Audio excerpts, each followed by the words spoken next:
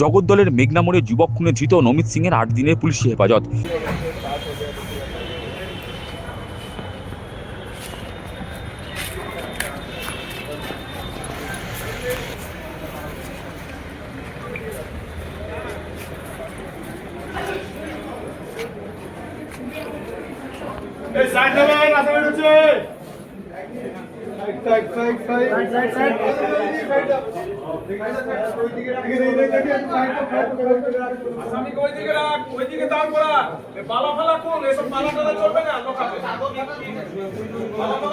জগদ্দলের মেঘনা মোড় সন্নিহিত 18 নম্বর গলিতে যুবক খুনে মূল অভিযুক্ত স্থানীয় কাউন্সিলর পুত্র নমিত সিং অবশেষে পুলিশের জালে। প্রসঙ্গত, গত 23 জানুয়ারি গারুলিয়ার পানিট্যাঙ্কি এলাকার বাসিন্দা ইশতিয়াক আহমেদ নামে এক যুবককে পিটিয়ে খুন করার অভিযোগ ওঠে ভাটপাড়ার 18 নম্বর ওয়ার্ডের তৃণমূল কাউন্সিলর সুনিতা সিংয়ের পুত্র নমিত ও তার দলবলের বিরুদ্ধে। অভিযোগ, লোহা চুরির সন্দেহে ওই যুবককে পিটিয়ে খুন করা হয়েছে। ঘটনার পরদিনই নিজের এক্স হ্যান্ডেলে টুইট করে ঘটনায় জড়িতদের কঠোর শাস্তির দাবিতে সরব হন ব্যারাকপুরের প্রাক্তন সাংসদ অর্জুন সিং।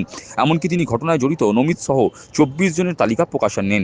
এরপরই নড়েচড়ে বসে ব্যারাকপুর পুলিশ কমিশনারেট। মৃতের বাবার অভিযোগের ভিত্তিতে পুলিশ কয়েকজনকে গ্রেপ্তার করে, কিন্তু ঘটনার পর থেকেই বেপাত্তা ছিলেন মূল অভিযুক্ত তৃণমূল কাউন্সিলরের পুত্র নমিত সিং।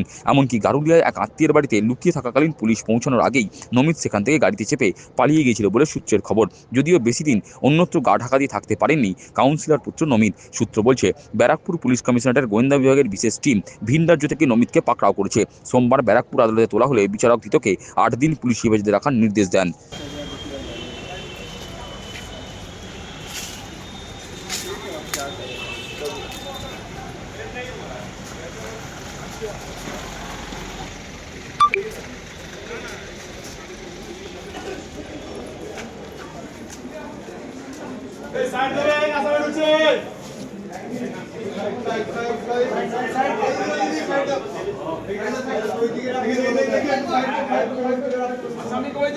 ওইদিকে দাঁড় করা।